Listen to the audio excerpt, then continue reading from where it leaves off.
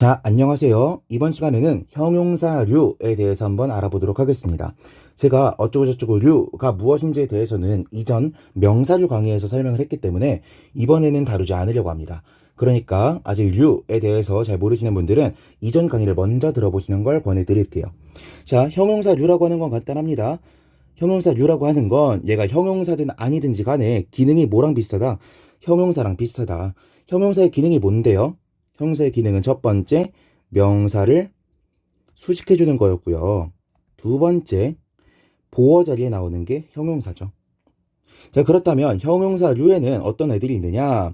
한번 분류해 보겠습니다. 첫 번째, 일단은 형용사나 형용사 덩어리, 형용사구는 형용사류라고 부를 수가 있겠죠. 이거 자체가 형용사니까요. 두 번째, 저번 명사류 때도 그랬지만 준동사들 중에서도 형용사류라고 불릴 수 있는 친구들이 있습니다. 준동사는 누구누구죠? 투부정사, 동명사, 분사를 가리키죠. 그런데 준동사 중에서 형용사류로 사용되는 건 누구누구예요? 형용사류로 사용되는 건 투부정사와 분사뿐이죠. 그럼 한번 적어볼게요. 투부정사와 분사. 이왕 적는 김에 분사의 종류까지 한번 적어볼까요? 분사는 크게 현재 분사와 또 뭐로 나뉘죠? 과거 분사로 나뉜다. 어렵지 않습니다. 자, 여기까지는 쉽습니다. 세 번째. 이게 중요한데요. 우리가 전치사구.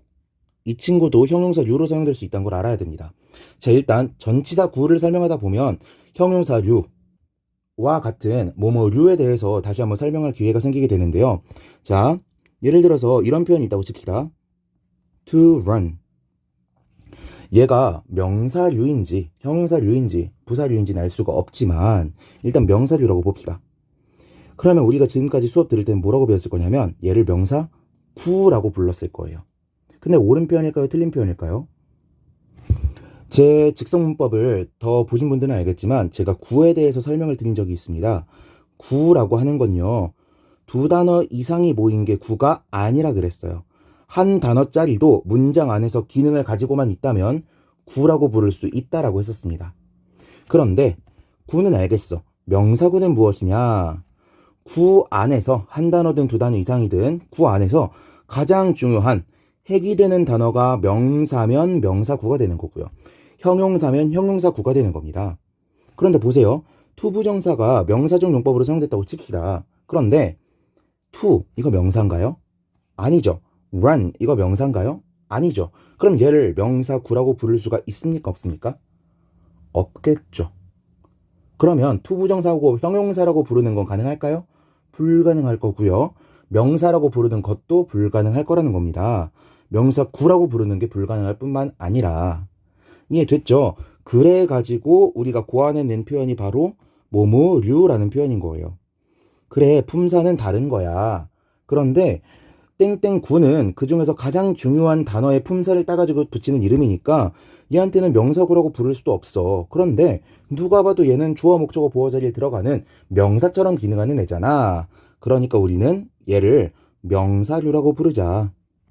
이렇게 합의를 본 거라고요. 그렇다면 전치사구는 어때요? 전치사구를 많은 선생님들이 뭐라고 가르치죠? 얘들아, 전치사는 형용사 혹은 부사로 사용된단다. 네, 좋은 설명이고 맞는 설명인데요. 이게 100% 옳은 설명이냐는 거예요. 전치사 구는요, 애초에 구예요. 근데 단어로 사용되는 건 불가능할 거고요. 형용사, 부사라는 단어로는 사용이 불가능할 거고, 형용사 구는 어때요? 형용사 구, 부사 구로는 사용이 될 수 있나요? 사용이 불가능하겠죠. 왜? 전치사 구는 기본적으로 전치사 플러스 명사잖아요. 여기에 형용사가 어디 있고 부사가 어디 있습니까? 그쵸? 그래서 저는 전치사 구를 형용사나 부사라고 부르지 않고 전치사 구가 뭐랑 뭐로 사용된다? 형용사 류로 사용될 수도 있고 부사 류로 사용될 수 있다라고 설명을 하는 거라고요. 오케이? 전치사 구 같은 친구가 대표적으로 땡땡류를 가르쳐야 되는 이유가 되는 겁니다. 이 안에는 그 어떠한 형용사도 부사도 안 들어있기 때문에. 자, 그럼 다시 볼게요. 전치사구는 형용사적 용법으로 사용될 수 있다라고 했었으니까 포함이 되겠네요. 됐죠? 자, 이번 네 번째. 명사류 때도 그랬듯이 절 중에서도 형용사류로 사용되는 친구가 있을 겁니다. 형용사적으로 사용되는 절은요, 크게 두 가지로 나눌 수가 있습니다. 어떤 게 있을까요? 동격 접속사 that과 관계사절이 있어요. 자, 물론 이 수업을 듣다 보면 이거 선생 사입이네. 동격 접속사 that은 명사절이라고 배웠거든. 근데 왜 얘가 형용사류야? 라고 말하시는 분들이 있을 수가 있습니다. 그런데 제가 아까 형용사류의 기준을 뭐라고 뒀죠? 보어 자리에 가거나 명사 수식을 해주거나 라고 했었잖아요. 그쵸? 그런데 동격 접속사 that이 이끄는 절은 명사 다음에 that절이 이렇게 나오면서 주어 동사 라는 명사라는 해석을 갖게 되잖아요. 명사를 꾸며주는 것 같은 구조를 갖게 되잖아요. 그러니까 저는 동격 접속사 that이 이끄는 절도 형용사류라고 부르도록 하겠다라는 겁니다. 됐죠? 자, 그리고 관계사절이 있는데요. 관계사절은요, 크게 종류를 세 가지로 나눌 수가 있습니다. 근데 버전을 크게 두 가지로 나눌게요. 네. 관계사절은요, 크게 두 가지로 나눌 수가 있어요. 형용사절을 이끄는 관계사절, 형용사류로 사용되는 관계사절, 명사류나 부사류로 사용되는 관계사절이 있습니다. 이건 여러분이 나중에 따로 한번 공부를 해보시면 되겠고요. 두 번째, 제가 원래 설명드리려고 했던 거예요.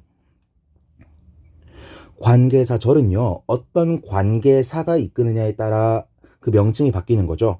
관계 대명사절, 관계 부사절, 관계 한정사절.